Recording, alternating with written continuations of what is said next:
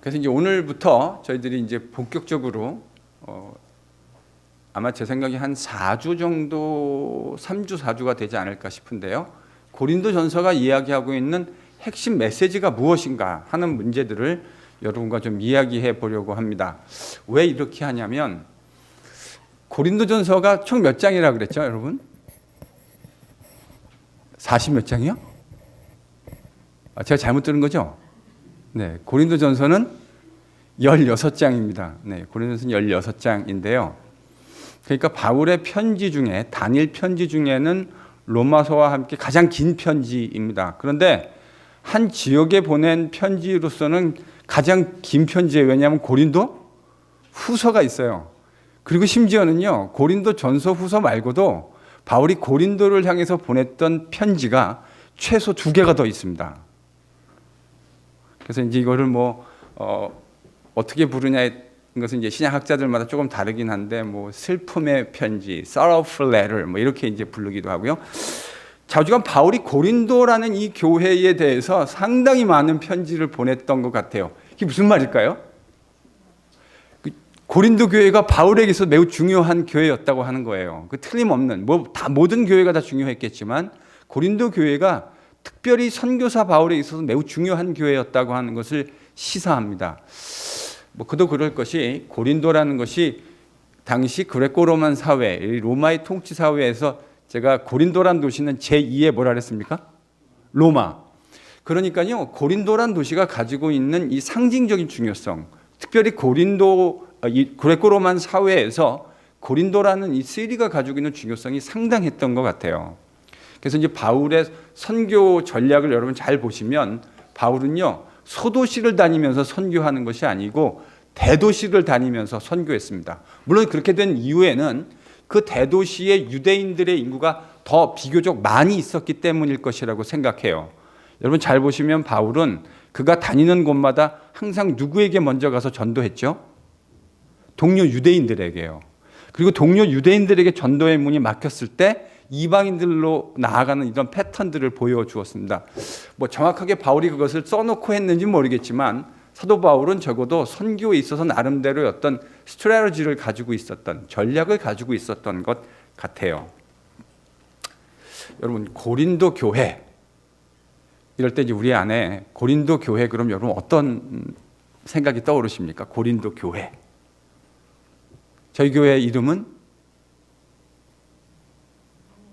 뉴 잉글랜드 은혜 장로교회. 그러니까 이제 저희 교회 앞에 이렇게 들어오면 저 앞에 그 간판도 있고 교회 빌딩에다가 뉴 잉글랜드 그레이스 프레스비테리안 처치 이렇게 이제 교회 이름이 써져 있잖아요. 그리고 저 앞에 보면 한글로도 아주 예쁘게 멋있게 뉴 잉글랜드 은혜 장로교회 이렇게 써져 있습니다. 고린도 교회가 그런 교회인가요? 많은 교회 성도들이요, 고린도 교회 그러면 이제 그 당시에 간판이 있었는지 없었는지 모르겠지만 고린도 교회 이런 이제 교회 간판이 있는 어떤 교회를 상상하시는 분들이 종종 계시더라고요. 근데 여러분, 고린도 교회라는 말은 그런 의미는 아닙니다. 그럼 고린도 교회라는 말의 의미는 뭘까요?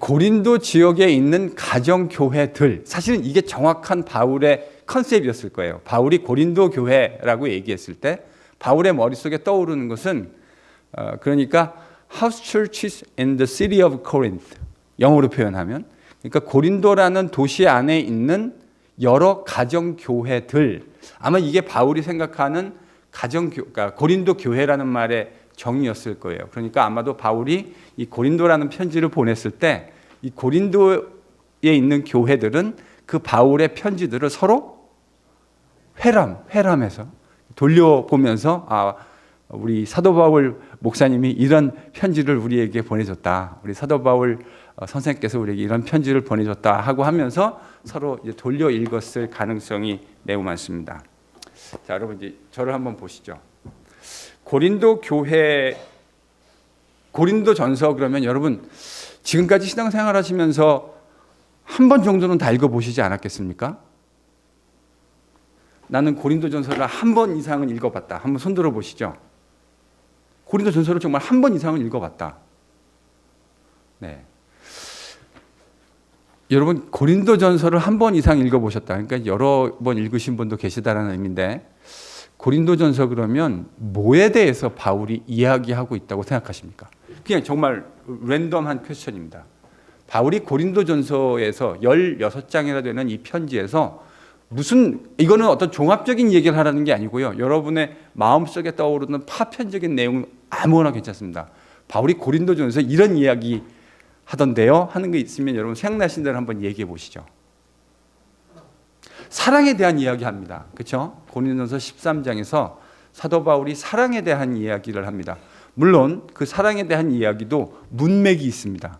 바울이 뜬금없이 사랑 이야기를 하는 것이 아니고 어떤 문맥 속에서 지금 사랑이라는 이야기를 하고 있는데요.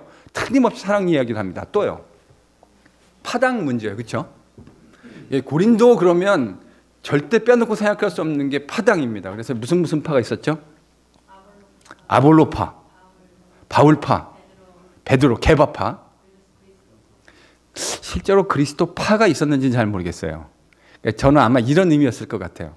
그러니까 바울을 추종하는 고린도 교회에 어떤 가정교회가 있었던 것 같고 아니면 가정교회에 어떤 일부 성도들이 있었던 것 같고 또 적지 않은 사람들은 아볼로라고 하는 이 박식하고 말 잘하는 사람을 추종했던 또 나중에 후대인 것 같아요. 좀 그들보다는 좀 후대인 것 같은데 심지어 이제 게바를 추종하는 사람들도 있었던 것 같아요.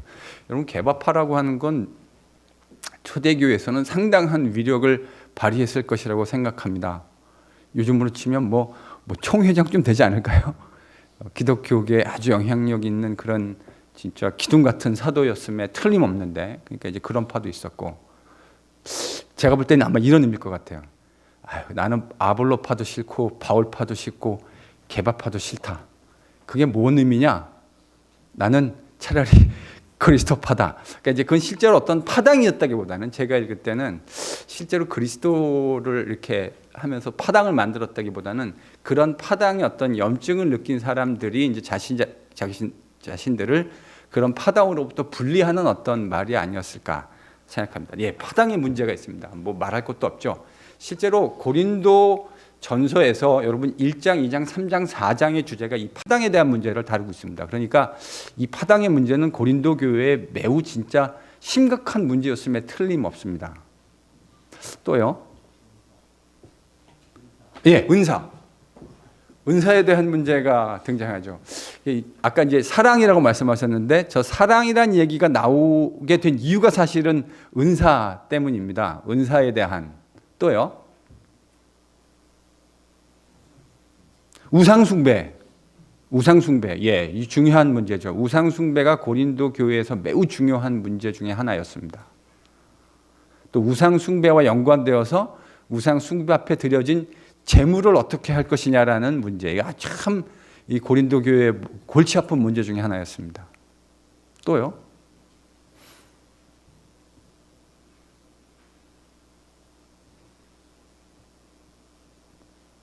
생각나신 대로 다 얘기해 보시죠. 또요. 제가 오늘 다 끄집어낼 건데요. 부자와 가난한 사람들 그 차이 예, 부자와 가난한 사람들 조금 제가 좀 보충 설명을 한다면 그런 이슈가 있었어요. 부자와 가난한 자들이 주의 만찬 자리에서 그 정말 기막힌 이야기가 등장합니다. 저희들이 좀 이따 이야기를 좀 더 자세하게 하게 될 텐데 만찬 자리에서 저희가 성만찬할 때 저희가 그렇게 하지 않잖아요. 자, 연봉 얼마이신 분은 이쪽에 앉으시고 연봉 얼마 이하신 분은 이쪽에 앉으셔가지고 우리가 따로 만찬하겠습니다. 우리 이렇게 하지 않잖아요. 만찬이라고 하는 건 우리가 남자이든 여자이든 우리가 얼마만큼의 사회적인 영향력을 가지고 있든 관계없이 그리스도 예수의 새로운 피조물이 되었다고 하는 것을 확인하는 자리 아닙니까?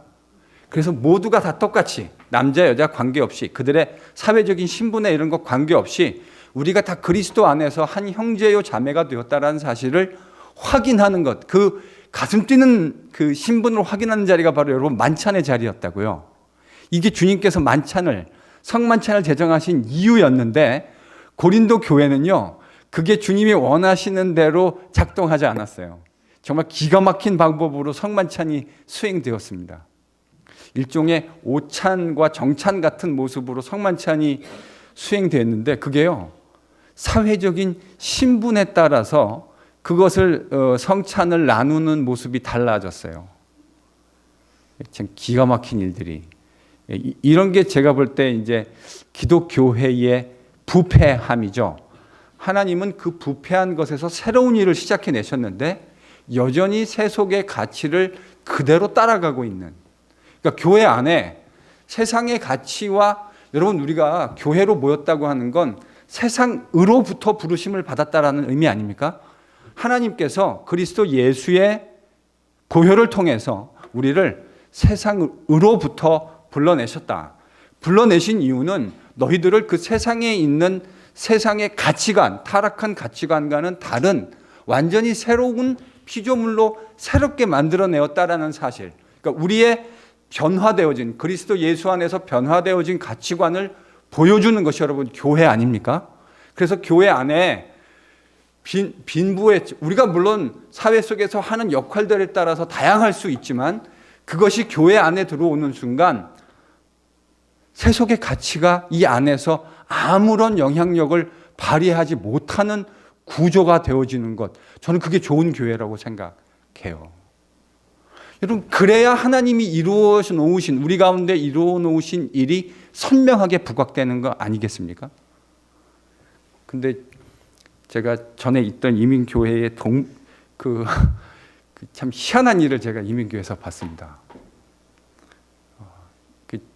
동문회를 하는데 교회 안에서, 뭐 동문회 할 수 있죠. 뭐 동문들이니까 동문회 얼마든지 할 수 있는데, 그 동문회라고 하는 것이 저는 이렇게 되면 곤란하다고 생각해요. 그러니까 같은 학교 동문들끼리 모여서 좋은 친목을 나눌 수 있다고 생각합니다. 얼마든지 가능한 일이라고 생각해요. 그러나 그것이 우리가 가지고 있는 동일한 하나됨이라고 하는 가치를 현저하게 위배되는 것으로 드러날 수 있다면 여러분, 우리 조심해야 합니다.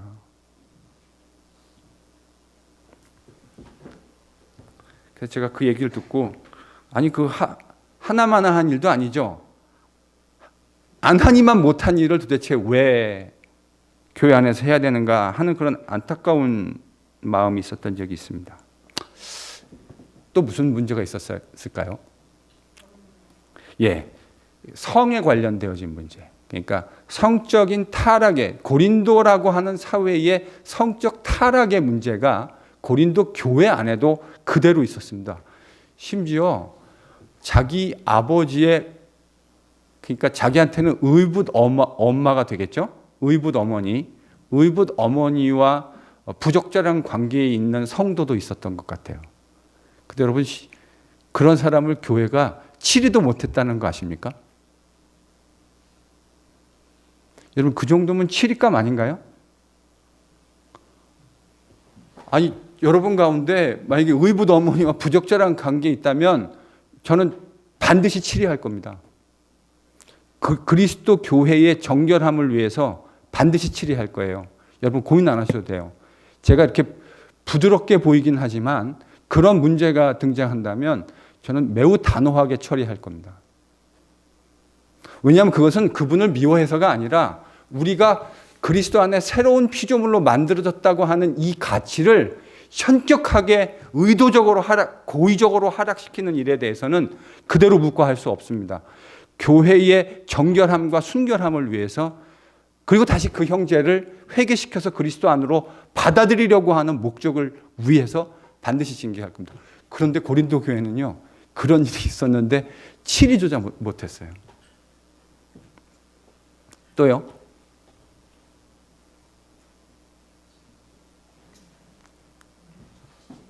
네, 고린도 교회에 무슨 문제들이 있었는가 하는 얘기 상당히 많이 나왔는데요. 몸의 부활에 대한 내용을 가지고 고린도 교회 성도들 사이에는 왈가왈부가 있었던 것 같아요. 또 뭐 좀 마이너한 일이긴 하지만 예배 시에 머리 가리는 일, 기도할 때. 여러분, 캐톨릭 교회 가보신 분들은 아시죠? 캐톨릭 교회 여자분들이 교회 예배와 기도하실 때 뭐 하시죠? 너울을 쓰시잖아요. 여러분, 그 문제가 지금 여기서 시작되어진 거예요. 고린도 교회에서. 또요. 성도들 사이에 소송 문제, 법적인 문제가 있는데 그거를 어떻게 해야 되느냐라는 것이 고린도 교회에 진짜 여러 가지 어려운 일들을 많이 맡았던 것 같아요. 자, 보세요. 지금요, 이 되게 막 다양한 문제가 있었죠. 파당도 있었고, 만찬 사이의 무질서와 어려움의 문제, 성도의 소송 문제, 몸의 부활의 문제, 그리고 은사를 자랑하는 문제, 주의 만찬, 또 성적인 문란, 예배 시에 머리 가리는 문제, 다양한 문제들이 고린도 교회 안에 있었는데요. 제가 이렇게 한번 질문해 볼까요, 여러분? 고린도전서 16장을 읽으시고 고린도전서 16장의 키워드를 하나로 만약에 정리한다면 뭐라고 정리할 수 있을까요? 고린도 교회 성도들이 가지고 있는 이 지금 문제들이잖아요. 다양한 문제, 분쟁, 파당을 만들어서 싸웠고 또 만찬 자리에서 합당하지 못한 모습으로 주의 만찬을 거행했고 우상과 우상 제물을 어떻게 취급해야 되는 거에 대한 문제가 있었고 은사에 대한 문제가 있었고 성도 사이에 성적인 어떤 문란에 대한 문제가 있었고 몸의 부활의 문제, 예배 시 머리 가는 문제, 이제 다양한 문제들이 공존하고 있었는데 이 고린도전서 전체 16장을 여러분 늘 이런 식의 시도는 좀 위험할 수는 있어요. 늘 위험 부담을 안는 건 사실이에요. 그럼에도 불구하고 저는 유익이 좀 있다고 생각해요. 고린도전서 16장을 이들의 문제를 하나로 묶을 수 있는 키워드 뭘 것 같으세요? 고린도전서에 되게 많이 나오는 단어예요, 실제로. 바울의 고린도전서를 여러분이 나중에 이제 읽어가실 거 아닙니까? 저희들이 함께 읽어가게 될 텐데 고린도전서에 진짜 많이 나오는 단어예요. 그 단어가 뭐냐면요, 자랑입니다. 자랑.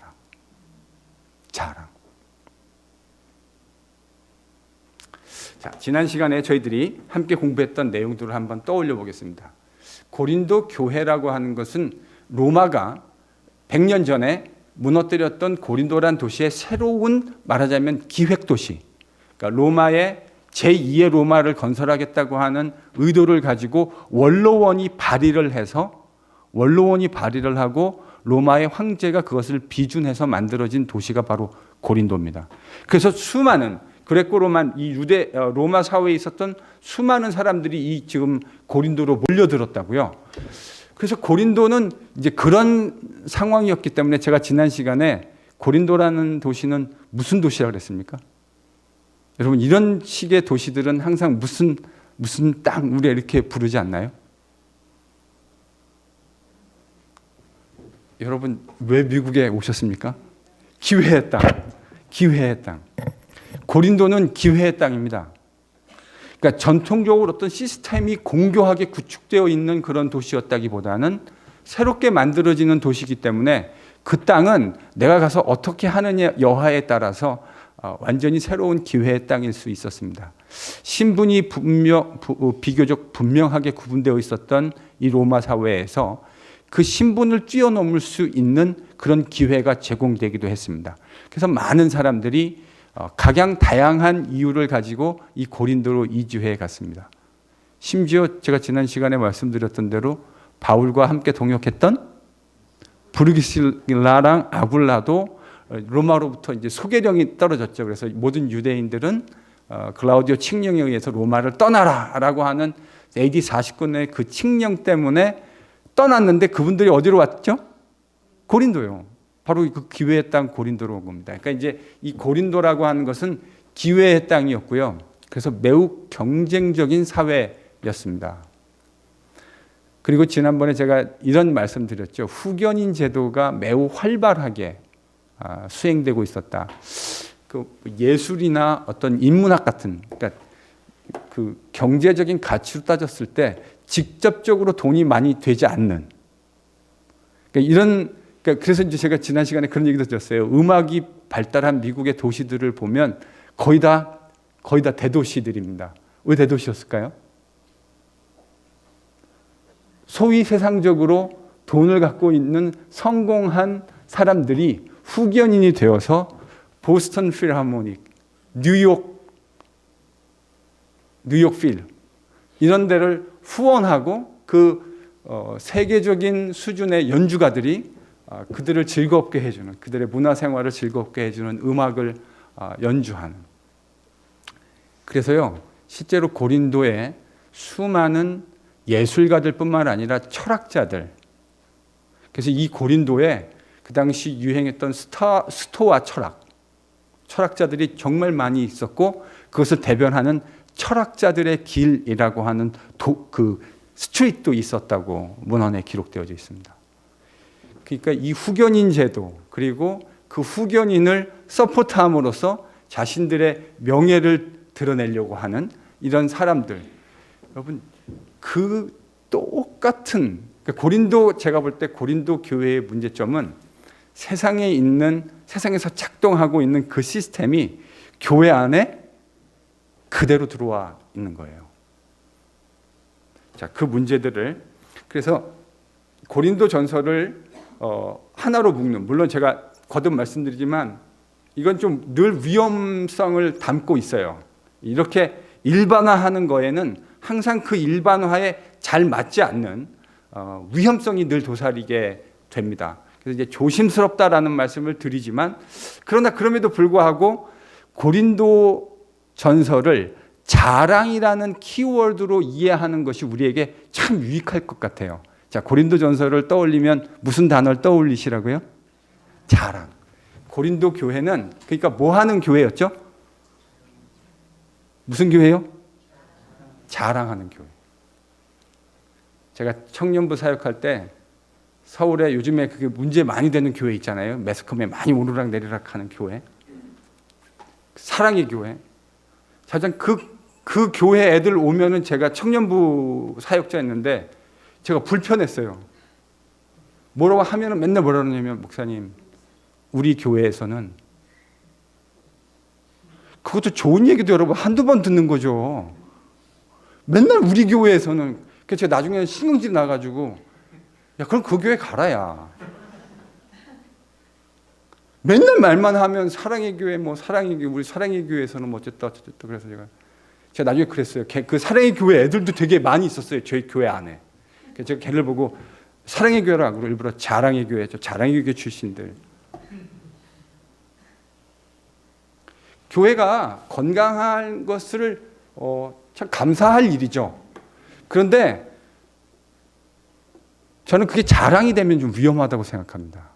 보스팅이 되는 순간, 그것은 왜 여러분 자랑이 위험하냐면, 그리스도의 가치는 샬롬의 가치 아닙니까? 저희들이 에베소서를 묵상할 때 바울이 뭐를 얘기했냐면, 그리스도께서 너희를 샬롬으로 하나 되게 하신 것을 힘써 지키라. 바울이 이렇게 얘기했다고요. 바울의 머릿속에 교회의 핵심 가치는 뭐냐면 샬롬의 가치예요. 왜 샬롬이냐면, 그동안에 하나님과 인간 사이에 있었던 샬롬을 깬 것이 인간의 죄의 결과 아니었습니까? 근데 하나님께서 그리스도 예수 안에서 그 깨어진 것을 다시 부르셔서 하나로 만들어 놓으셨다고요. 그러니까 샬롬의 가치라고 하는 것은 복음의 가치에 있어서, 여러분, 이게 주변적인 가치가 아니고 매우 중요한 가치예요. 근데요, 자랑은 그 하나 되게 하신 것을 항상 흐트러내는 결과로 드러날 가능성이 매우 농후하잖아요. 여러분, 입만 열면 자랑하는 사람들이 간혹 있습니다. 저희도 살다 보면 그런 분들을 종종 만나게 되죠. 그럼 같이 있고 싶으시던가요? 자, 입만 열면 자랑하는 사람도 있어요. 남편 자랑, 자식 자랑, 이번에 뭐 성적을 얼마를 받아왔다는 둥, 뭐 남편이 이번에 뭐 무슨 우리 남편은 어떻다는 둥. 한두 번은 그냥 우리가 나이스하니까 들어주는데, 그게 자꾸 반복이 되어지면 그 사람 옆에 가는 게 좀 부담스러워지잖아요. 왜 그렇습니까? 이 사람이 지금 뭐 하고 있죠? 자랑이요. 자랑은요, 항상 우리를 그러니까 그 범주 안에, 그 캐러고리 안에 들어가는 사람과 들어가지 못하는 사람. 그래서 특히 기독교인들은 자랑하는 것에 대해서 매우 주의하셔야 할 필요가 있어요. 이게 단순히요, 심리적인 문제가 아닙니다. 저는 그게요, 매우 영적인 문제라고 생각해요. 입만 열면 그러니까 이렇게 한번 결심해 보시는 것도 나쁘지 않아요. 자랑하려는 마음이, 사람이 그런 거 있잖아요. 좋은 일이 있으면 자랑하고 싶은 마음이 드는 건 너무 당연한 건데 자랑하려고 싶은 마음이 들 때 하지 말아보세요. 의도적으로, 지속적으로. 내가 막 자랑하고 싶은 마음이 여기까지 막 올라오는데 하지 말아보세요. 왜냐하면 자랑은 결과적으로 공동체를 나누는 일들을 하게 됩니다. 결과적으로. 지금 고린도 교회에 사실은 모든 제가 좀 과장해서 아까 말씀드렸죠? 조금 과장해서 고린도 교회의 모든 문제, 바깥으로 드러나는 파당, 무슨 성도 간의 교제 시에 성만찬 나누는 문제, 우상의 재물을 먹는 문제, 영혼의 부활에 대한 이슈를 가지고 서로 싸웠던 고린도 교회의 수많은 이 바깥에 포장지는 이제 그렇게 드러났는데 여러분 그 포장지를 하나씩 벗겨가지고 핵심 안에 들어가면 그 가운데 알맹이에 뭐가 있다고요? 자랑이요. 여러분이 요 키워드를 하나 가지시고 고린도 전서를 읽어가시면 제가 100%라고 말씀드리진 않고요. 한 90%? 그렇구나. 고린도 교회의 교인들이 가지고 있었던 사고의 언저리 말고 핵심에 자랑이 있었구나. 근데 그 자랑도 세속적인 자랑. 그래서 여러분 바울이 고린도에서 아주 유명한 말을 하죠. 자랑하지 말라. 자랑하는 자는 오로지 그리스도 예수 안에서 자랑해라. 여러분 이 말의 의미가 무슨 말이냐면요. 지금 고린도 교회에 일어나고 있는 수많은 문제들, 이게 다 서로 나누는 자랑 때문에 일어나는 문제거든요. 근데 모든 자랑은 다 나누는 자랑이에요.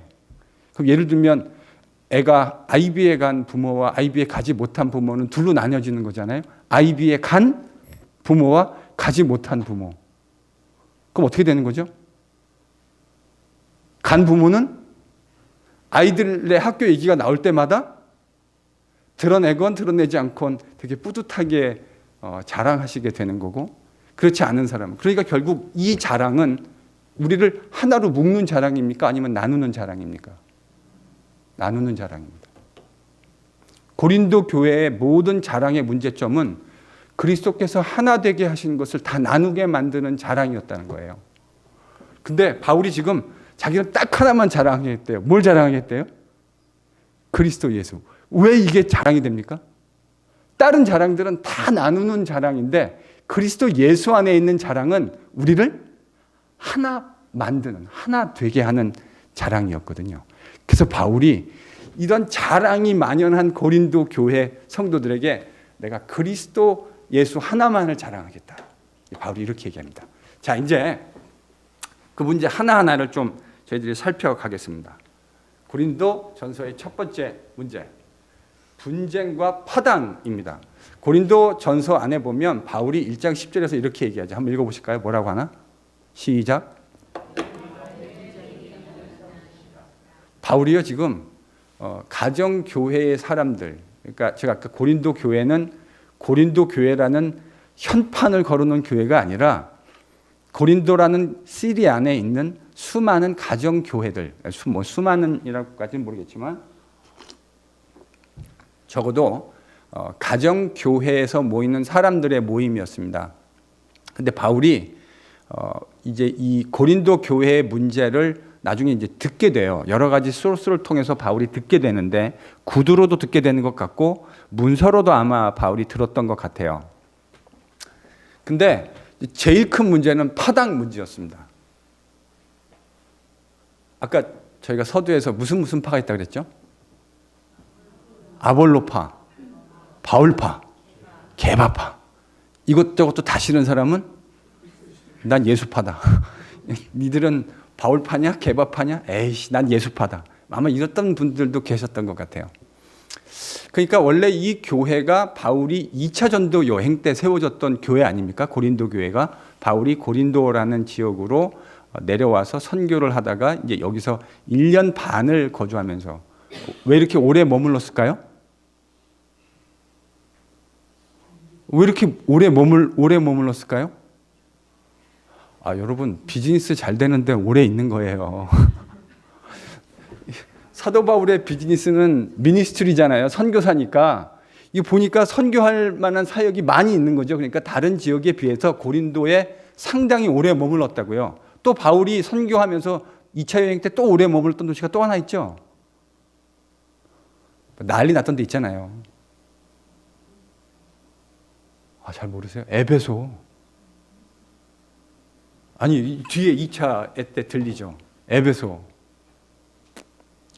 그러니까 바울이요, 이 에베소와 고린도라고 하는 이 두 지역에 제일 오래, 선교사로서 제일 오래, 그러니까 한 3년 정도, 1년 한 반 정도. 그러니까 다른 지역에 비해서 현저하게 오랜 시간들을 보냈습니다. 왜 그러냐면 사역이 할 때가 많은 거죠. 그러니까 그만큼 사람들에게 복음을 전하고 교회를 세울 수 있는 곳이 많다고 판단했던 겁니다.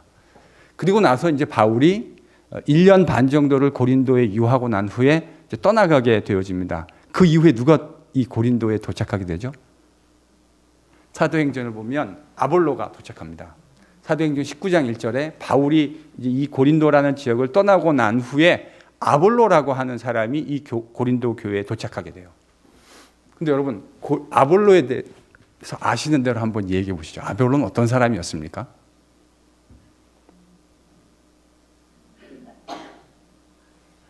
네? 말을 잘해요. 네. 아볼로는 일단 말을 잘하는 사람이었어요. 그러니까 고린도 교인들이 좋아할까요? 싫어할까요? 네. 바울은, 그러니까 우리 교회를 세웠던 일대 담임 목사님 바울은 저 양반 이렇게 만나가지고 이렇게 같이 얘기해보면 참 박식하고 진짜 아는 것도 많고 그런데 강단에만 섰다 그러면 그냥 성도들을 막 재우는 거예요. 그런 목사님들이 계세요. 저도 제 은사님 중에 정말 박식한 분이에요. 이렇게 개인적으로 만나서 얘기해보면 정말 아시는 것도 많고 배울 게 많은 분인데 이 강단에만 서면 정말 초토화시켜버립니다. 제가 강의 시간이나 설교 시간에 이 자본 기억이 별로 없어요. 근데 제가요, 그분의 강의 시간에 한 2번 정도 졸았던 기억이 있습니다. 정말 그런 거 있잖아요. 안 자려고 눈에다가 막 힘을 주고 막 이렇게. 근데 끝내는 재우시더라고요. 바울이 좀 그랬던 것 같아요. 만나서 이렇게 글을 쓴 걸 보면 정말 논리적이고 치밀하고 정말 사모할 것도 많고 그런데 강단에만 서시면 그냥 교인들을 다 재우시는 거죠. 그럼 여러분, 그러면 교인들이 별로 안 좋아하세요. 사도 바울이 그래가지고 고린도 교회 성도들하고 틀어진 거예요, 사실은요. 제가 배워요. 예나 지금이나 일단 목사는 말은 좀 잘하고 봐야 되겠다. 이 성도들이 일단 이해는 돼요. 저도 사실 이해는 돼요. 왜냐하면 저도 여기 서 있긴 했지만 저도 이 자리에서 많이 설교를 듣는 사람이기 때문에 그냥 우리 목사님은 그냥 강단만 쓰면 그냥 재우시면 하루 이틀 그분하고 신앙생활 해야 되는 게 아닌데 여러분, 이게 얼마나 곤욕 같은 일입니까, 진짜. 집에서 와이프가 음식을 못한다고 생각해 보세요. 그분이 하는 음식을 평생 먹고 살아야 되는데 그거는 바깥에 나가서 요리집 가가지고 밥이라도 먹으면 되는데 교회는 마음에 안 든다고 다른 교회 가가지고 예배 참석하고 그럴 수도 없는 거 아닙니까? 참 힘든 노릇이죠. 근데요, 아볼로는 말을 잘했어요. 이분이 유대교에 대해서 박식하고 말을 언변을 상당히 유창하게 했던 것 같아요. 원래 이제 이 아볼로는 알렉산드리아 출신 사람입니다. 근데 이 사람이 이제 알렉산드리아라고 하는 것은 여러분 기독교의 원래 5개 도시가 있는데 이제 그 중에 하나, 이집트에 있는, 그러니까 아마도 디아스포라 유대인이었다는 말이겠죠. 근데 이분이요, 교육도 잘 받았고 말도 아주 잘했어요. 그러니까 고린도 교회 성도들이 뭘 좋아했다고요? 이 말 잘하는 사람이요. 그러니까 고린도라는 사회에서 말 잘하고 아주 유능한 그런 지식인들, 철학자들, 요즘으로 치면 막 유시민 같은 사람들 있잖아요. 박식해가지고 그냥 어떤 이슈를 던져줘도 그거를 그냥 촥촥촥촥. 저도 이제 가끔 그분이 하시는 팟캐스트나 이런 것들을 보면 입이 딱 벌어져요. 와, 어떻게 저렇게 사람이 같은 남자인데도요, 막 사모하게 되는 거 있죠. 그분이 하는 거는요. 어떻게 저렇게 사람이 참 박식하고, 근데 그러면서도 참 균형 감각을 가지고 있고, 물론 이제 호불호가 있으실 수는 있겠지만 그냥 저는 좋다고요. 제가 좋은 것까지 뭐라 하지는 마세요. 뭐 여러분이 어떻게 생각하시는 건 괜찮아요. 그냥 저는 개인적으로, 제가 목사로서가 아니라 개인적으로 참 그 균형 감각 있는 사고, 절제된 정제된 언어, 본질을 꿰뚫는 통찰력, 이런 것들 뭐 그냥 정말 탁월한 것 같아요. 여러분은 잘 모르겠는데 저는 그분이 대통령 안 나오겠지만 나온다 그러면 저는 무조건 그 사람 찍습니다. 그런 좀 정직해 보이면서도 참 투명하고 또 사람들을 사랑하고 이렇게 배려하는 위민의 마음을 가지고 있는 참 그런 그 리더가 참 그리운 시대입니다. 뭐 하다가 지금 왜 유시민 제찬으로 말 잘해. 진짜 이 아볼로는 말 잘해요. 그러니까 이제 고린도 교회 바깥에 있는 세상 사람들도 철학자들 중에 그 현자들, 유명한 사람들, 말 잘하고 사람들에게 영향력 있는 사람들 보면 고린도에 있는 그 유지들이 어떻게 했다고요? 그 페이트론 시스템, 후견인 제도로 그 사람을 후원한다고 이야기하면서 나는 철학자 아무개를 후원한다고. 나는 유시민이 후원하는 사람이라고. 이렇게 얘기한 거죠. 그러니까 뭐 하는 거죠, 지금요? 자랑하는 거죠. 예. 그런 말 붙여, 자랑질. 지금 자랑질하고 있는 거예요. 그런데요, 고린도 교회도 지금 세상 바깥에서 자신들이 살면서 봤던 그 자랑질이 교회 안에 들어와서 아마도 이랬을 것 같아요.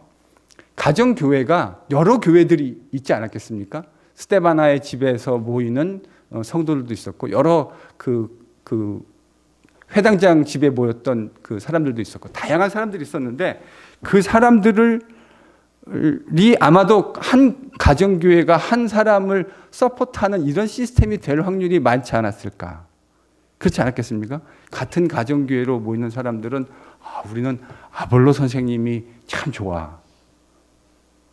그러니까 또 다른 가정교회는 우리는 개바 선생님. 뭐니 해도 기독교 지도자는 개바지. 개바가 누굽니까? 예수님께 직접 배운, 그러니까 진짜 그 직접 사사받은 뭐라고 표현했던 거죠, 이거? 순혈. 그러니까 우리 그런 한국 사람들 그거 되게 좋아하잖아요. 순혈. pure blood. 저분은 이렇게 누구한테 배우고 이런 분이 아니야. 저분은 우리 주님한테 직접 갈릴리 다니면서 직접 사사받은 분이야. 여러분, 베드로의 그 위상에 누가 견줄 수 있었겠습니까? 초대교회에서. 지금 고린도 교회가 그러고 있는 거죠. 그런데 정작 여러분 고린도전서 16장을 보시면 바울과 아볼로는, 그러니까 지금 그 리더들을 바라보면서 교인들은 우리는 아볼로 선생을 후원해, 우리는 바울 선생파야, 우리는 개바파야 막 이랬는데, 정작 바울하고 아볼로는 모르겠어요. 바울이 그거에 얼마만큼 마음의 동요가 있었는지는 제가 정확하게 잘 모르겠습니다. 본문을 가지고는 드러나지 않으니까. 그러나 적어도 물론 바울은 고린도 교회에서는 별로 인기가 없었겠지만 그래도 바울을 좋아하는 사람이 아무도 없었다고 말하기는 어렵지 않았겠습니까? 정확하게 말할 수는 없지만 바울도 뭐 그 자체가 나쁘지 않았겠죠. 그러나 이제 바울이 말하는 건 그와 같은 구조를 가지게 되는 것이 교회에 유익이 안 된다고 하는 사실을 바울이 정확하게 인지하고 있었던 거죠. 그러나 정작 두 사람의 관계는 그리 나빠 보이지 않아요. 행간을 보면요. 이게 이제 고린도 교회의 문제라는 거는 사실 아까 말씀드린 대로 교회 바깥에 있는 사회의 시스템이 교회 안에 그대로 들어와서 자신들이 후원하고 있는 그 사도 혹은 선생을 내세워서 자랑하고 파당을 형성하게 되어진 겁니다. 그래서 교인들이 자신들이 후원하는 그 전도자들, 각각의 전도자들, 뭐 바울이면 바울, 아볼로면 아볼로, 게바면 게바, 이런 사람들을 뭐로 만드는 거죠? 자신들의 마음속에 있는 자랑거리로요. 그러니까 고린도 교회가요, 또 다른 의미이긴 하지만 자랑의 교회가 된 거예요. 우리는 어떤 사람이 바울 선생에 대해서 사도 바울 우리 교회를 세운 훌륭한 주님의 종이라고 막 얘기하면 옆에 있는 홍명 목사님이 에이 바울이 뭔데, 바울은 말도 잘 못하는데, 우리 아볼로 선생님 봐봐, 아볼로 선생님 말도 얼마나 잘하고 설교도 얼마나 잘하는데 들을 때마다 그냥 하나님의 은혜의 강물이 폭포수처럼 쏟아지는데 역시 선생님 하면 아볼로지, 뭐 이렇게 되는 거죠 지금요.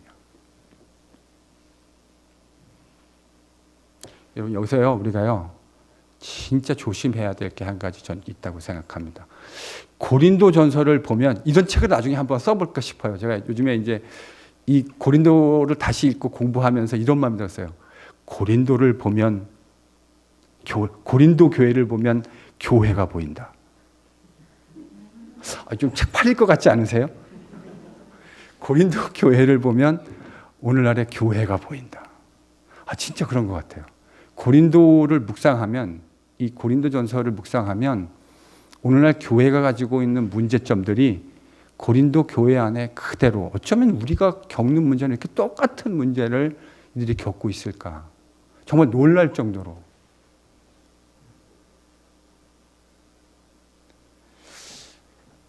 저도 이제 그 교인으로서, 제가 목회자이기도 하지만 제가 성도의 한 명으로서 교회 생활하다 보면 자꾸 이제 목사님들을 이렇게 약간 이렇게 뭐라고 표현해야 되나요? 물론 저는 그 동기는 좋은 것일 거라고 생각합니다. 목사님을 사랑하고 그 영적인 지도자를 존경하기 때문에 이제 그렇게 시작된 것이 성도들의 매우 순수한 그런 동기일 것이라고 저는 추측하는데, 근데 이제 그러다 보면 어떤 특정 목회자가 자꾸 이렇게 각광을 받는 현상들이 일어나게 되잖아요. 제 친구 중에도 그 자랑의 교회에서 목사를 했던 친구가 몇 명 있거든요. 그래서 제가 그러는데, 자랑의 교회에서 목사질을 한 친구들이 몇 명 있는데, 사실 걔네들만 만나면 걔네들 맨날 옥하는 목사님 막 그래요. 저 개인적으로 옥하는 목사님 진짜 좋아하거든요. 제가 오늘날 20세기, 21세기를 살면서 그래도 가장 한국 교회 목사님들 중에 영향력 있고 진짜 목사님 같은 목사님 그런다면 저도 두 번 고민하지 않고 오 목사님을 생각합니다. 진짜로. 근데 이 자랑의 교회에서 목사질하는 친구들을 만나면 이거 내 친구가 보면 안 되는데 좀 미안한 마음을 담아서, 오 목사님 뭐 그냥 거의 하나님 바로 밑에, 예수님 바로 밑에 계신 분처럼 얘기를 하는 거예요. 그래서 제가 그만해라 진짜. 오 목사님 좋은 분이라는 거 나도 아는데, 나도 그분 참 존경하는 목사님인데 제발 그렇게는 좀 하지 말자. 그분이 가지고 계셨던 그런 좋은 목회의 그 올곧은 뜻들, 진리 위에 거하려고, 그 진리에 천착하려고 했던 그 올곧음, 그리고 진리가 위배되는 것에서는 정말 단칼같이 베어내고 추상 같은 목소리로 성도들의 잘못한 부분들을 아비의 심정으로 꾸짖는 그런 것들, 여러분 정말 귀한 거죠. 정말 어려운 일이면서 우리가 닮아내야 할 귀한 가치라고 생각합니다. 그러나 옥하는 목사님을 저는 우상으로 만들면 안 된다고 생각해요. 그게 자꾸 자랑질이 되어다 버리면, 처음에는 좋은 뜻으로 했지만 자꾸 말하다 보면 여러분 그게 자랑질이 될 수 있지 않습니까?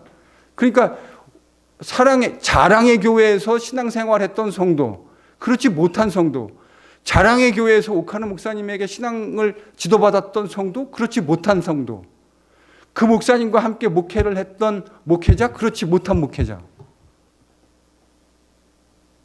저는 이건 문제라고 생각해요. 그게 자랑이 되는 순간, 자신들의 자랑거리가 된 되게 미묘한 문제입니다. 처음부터 여러분이 절대로 자랑으로 시작하지 않으실 거예요. 근데 그게 자랑이 되는 순간 우리는 고린도 교회가 범했던 똑같은 안타까운 실수를 범하게 된다는 사실을 꼭 기억하셔야 합니다. 근데요, 이 일이요 정말 리피리티브하게 많은 교회들에서 성도들 속에서요 오늘날도 자행되고 있습니다. 저를 포함해서 여러분 자랑하고 싶으면 이제 어떻게 하자고요? 혀를 한번 깨물어 보세요. 자랑하고 싶은 마음이 들 때, 저 진짜 그렇게 합니다. 자랑하고 싶은 마음이 들 때 조용히 딴 사람이 알아채지 못하게 혀를 한번 깨물어 보세요. 아니 너무 세게 깨물어가지고 병원 가게는 말고 살짝 깨물어서 아픔이 살짝 느껴질 정도로만. 하나님이 주신 복음 전도자라고 하는 소중한 선물 아닙니까? 저는 그렇게 생각합니다. 누가 뭐래도 목회자는 청중들에게 소중한 선물이 되어야 된다고 생각합니다. 그분들의 영적인 삶에 유익을 줄 수 있는 정말 소중한 선물이 되어야 되는데 하나님이 주신 그렇게 귀한 선물마저도 뭘로 만들어버려요? 자랑거리로. 여러분 그게 되는 순간 그게 뭐로 바뀌는지 아시죠? 자랑거리가 다음번에는요 우상으로 바뀌는 거예요.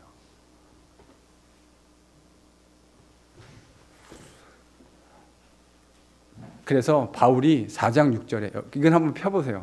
고린도전서 4장 6절.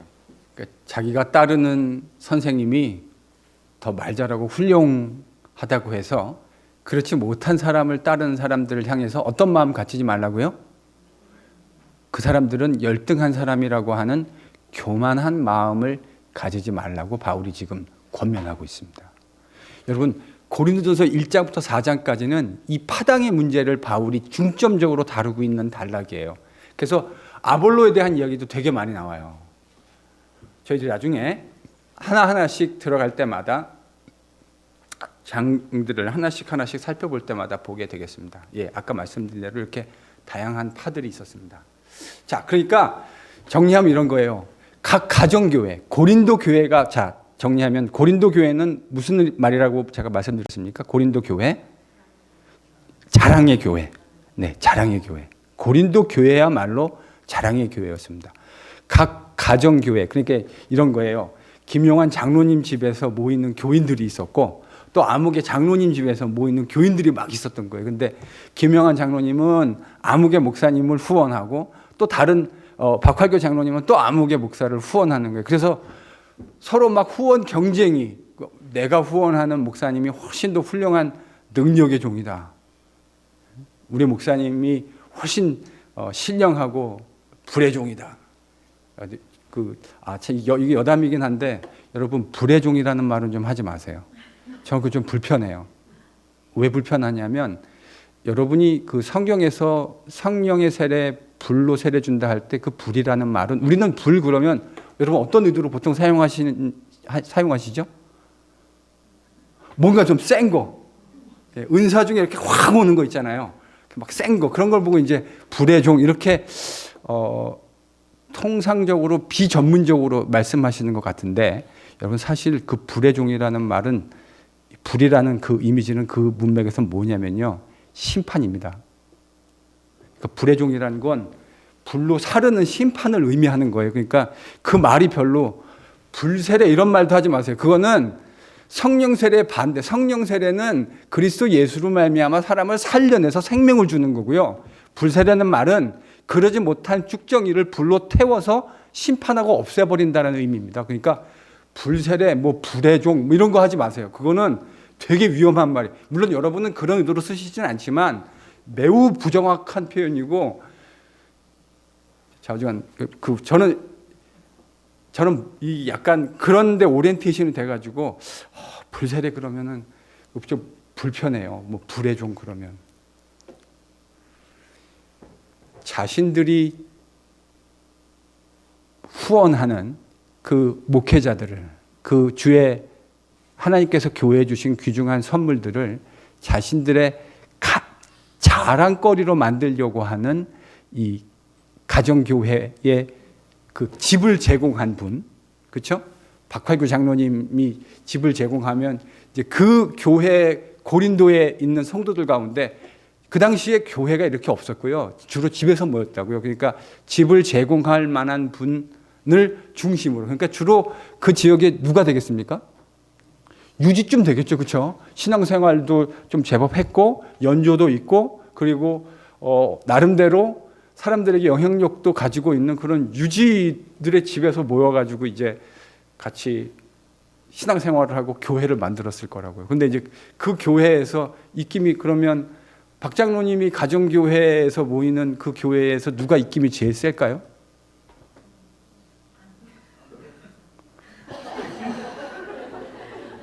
박 장로님 참 그 지혜가 있으시죠. 그러니까 밖으로 대외적으로는 박 장로님이 영향력이 있겠지만 그 박 장로님을 침대에서 송사할 수 있는 분은 박미자 집사님 아니겠습니까? 하여간 제가 목사로 살면서요 정말 재미난 거 많이 봤어요. 이 목사님이 당회 장로님들하고 당회하고 난 다음에 하신 말씀하고 집에 가서 하룻밤 주무시고 오시면 말이 자꾸 달라져요. 이러면 교회 장로님들하고 교회 성도들은 진짜 미치고 활짝 뛸 노릇입니다. 진짜 누가 그거 바꿨을까요? 네, 그 밤에 어떤 일이 일어났는지 우리는 아무도 모릅니다. 하나는 분명히 압니다. 그걸 바꿔놓을 수 있는 분이 있다고 하는 사실을. 그러니까 가정교회 리더들 그들의 입김이 진짜 셌던 거죠. 제가 아까 그랬잖아요. 성적으로 심각한 문제가 있고 이건 당연히 치리해야 될 문제인데 치리하지 못해요. 왜 그랬을까요? 여러분 상상력을 한번 동원해 보세요. 이런 문맥이라는 거. 그러니까 저희들이요 성경을 읽을 때 고린도전서를 상상력을 너무 동원하지 않고 우리의 문맥 같은 데서 읽으려고 그래요. 근데 그런 문맥이 아니에요. 지금 교회를 어디서 모였다고요? 가정에서요. 근데 그 집의 아들이 혹은 그 집의 가정 교회에 집을 제공하는 분이 그런 일에 연루되어져 있어요. 그러면 그 치료하는 일이 어렵겠습니까? 쉽겠습니까? 이게 정말 가정이에요. 장로님 죄송해요. 장로님 그럴 분이 아니신데 장로님이 나가셔가지고 아버지의 그분하고 이렇게 부적절한 관계였다 그러면 우리가 어떻게 해야 되죠? 장로님 빨리 회개하십시오. 그리고 그거에 맞는 근신의 처분을 해야 되겠죠, 그렇죠? 그래서 제가 만약에 장로님이 혹 그러신다면 우리가 딱 그럴 수 있는 가능성은 있는 거니까요. 혹 그러신다면 제가 이렇게 할 거예요. 수찬을 정지하고요. 장로님은 3개월 동안 그리스도와 하나 되었다고 하는 이 귀한 것을 기억하는 잔치에서는 3개월 동안 배제시키겠습니다. 그동안에 뭐 하셔야 되죠? 근신하고 내가 어쩌다 그와 같은 어리석은 짓을 범했는가를 애통하면서 회개하셔야 되겠죠? 그러면 그 이후에 저희들이 당회를 열어서 장로님의 회개가 진정성 있는 것인가를 확인을 하고 해벌을, 그게 진정성이 확인이 안 되면 해벌할 수 없어요. 진정성이 확인이 돼야 해벌해서 다시 그리스도 안에 형제로 받아들여서 그리스도의 순결함을 지켜갈 수 있게 되는 거죠. 근데 치료하려고 그러니까 장로님이 뭐죠?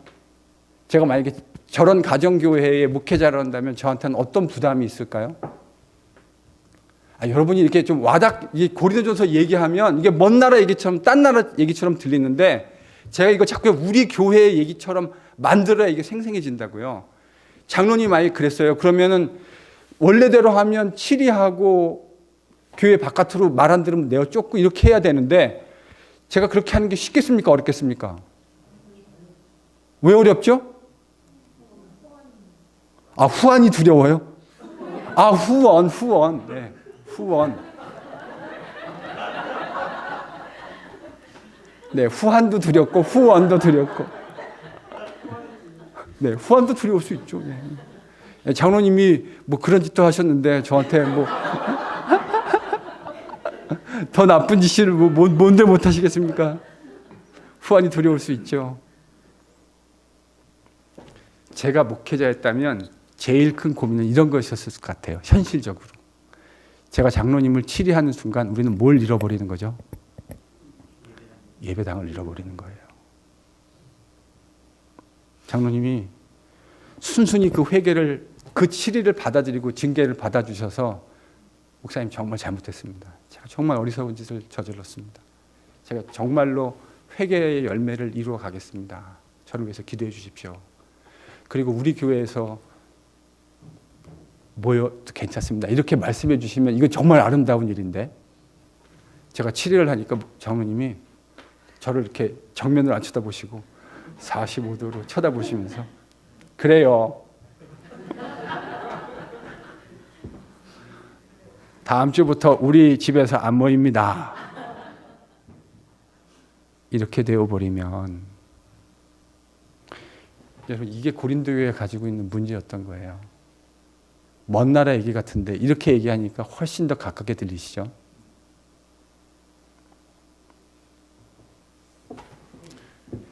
이게 고린도 교회가 가지고 있었던 진짜 아주 실질적인 문제였습니다.